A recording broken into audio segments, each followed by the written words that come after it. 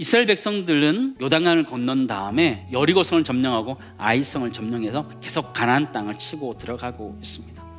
기브온 족속들은 곧 그것이 자신들에게 닥칠 것을 알고 미리 그들을 속여서 조약을 맺어버립니다. 비록 그들이 이스라엘 백성들의 종이 되어서 허드렛 일을 하게 되었지만 하나님의 백성이 되는 것이라면 충분히 가치가 있는 것이다 라고 판단했기 때문이라는 것이죠. 저는 이 말씀을 읽는데 시편 84편 10절 말씀이 생각나더라고요.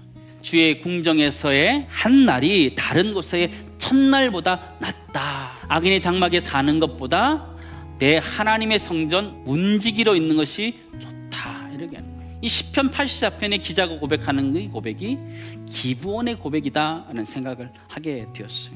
때로는 신앙의 공동체 가운데 우리는 허드렛 일을 하면서 신앙의 공동체를 섬길 수 있어요. 그러나 내가 허드렛 일을 하느냐가 중요한 것이 아니라 내가 지금 신앙의 공동체 가운데 들어있느냐가 훨씬 더 중요하다는 것을 잊지 마시기 바랍니다. 그러므로 우리가 신앙 공동체 안에서 하는 아주 잡다한 일들, 남이 잘 알아주지 못하는 허드렛 일들은 결단코 허드렛 일이 아니다라는 거예요. 도리어 그것은 귀한 섬김이다라는 것을 우리는 알 필요가 있습니다. 이 기브온 사건을 가만히 살펴보면 이스라엘 백성의 입장에서는 그들의 이스라엘 백성의 실패고 잘못이에요. 그러나 기브온 족속에서 입장에서 보면 그들은 극적인 구원을 받고 있는 것을 우리는 발견하게 돼요. 근데 그들이 어떻게 그렇게 극적인 구원을 받게 되었는지 성경은 명확하게 기록해주고 있는데요. 24절 하반절 보면 당신들의 종들에게 분명히 들림으로, 뭐가 들렸냐면 하나님께서 모세에게 명령한 것인데 이 가나안 땅을 하나님이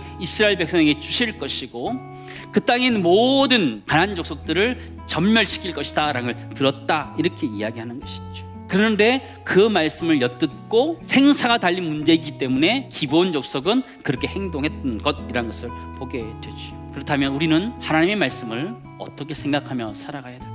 두 번째 우리가 나누기 원하는 것은 이것인데요, 하나님의 말씀이라는 것은 그냥 스쳐 지나가는 말씀으로 들어야 되는 말씀이 하나도 없다는 것이에요. 주일 예배 때 들었던 말씀이든지 내가 읽은 말씀이든지 내가 묵상한 말씀이든지 새벽기도 때 나왔던 들었던 그 말씀이든지 이 말씀은 우리를 살리는 말씀인 줄을 믿습니다. 기생 라합 이야기 볼까요? 2장 10절 말씀입니다. 이는 너희가 애굽에서 나올 때에 여호와께서 너희 앞에서 홍해물을 마르게 하신 일과 너희가 요단 접쪽에 있는 아모리 사람의 두 왕 시온과 옥에게 행한 일, 곧 그들을 전멸시킨 일을 우리가 어떻게 했다 그래요?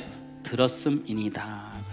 기생 라합의 귀에 또 기브온 족속의 귀에 하나님의 일이 들렸던 것이죠.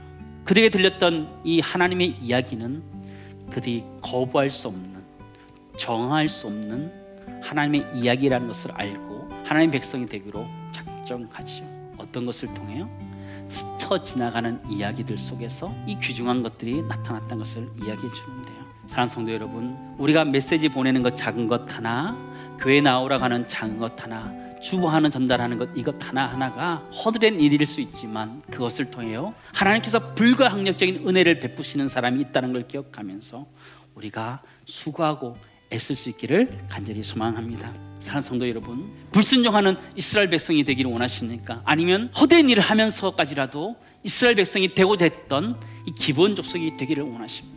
로마서 9장 7절 8절 말씀 보시기 바랍니다. 또한 아브라함의 씨가 다 그의 자녀가 아니라 오직 이삭으로부터 난 자라야 내 씨라 불리리라 하셨으니 곧 육신의 자녀가 하나님의 자녀가 아니요 오직 약속의 자녀가 씨로 여김을 받느니라. 혈통이 중요하지 않아요. 약속을 지키면서 약속 가운데 태어난 사람이 하나님의 자녀다 이야기하는 거예요. 그 말은 하나님의 백성으로 선택받은 우리 그것 자체로도 의미가 있지만 하나님의 백성답게 살아가는 것이 훨씬 더 중요하다, 그 이야기를 하고 있다라는 것이죠. 세 번째 나누기 원하는 것은 이것입니다. 우리에게는 하나님의 자녀로서의 특권도 있어요. 그러나 하나님 자녀로서의 의무도 있다라는 것이죠.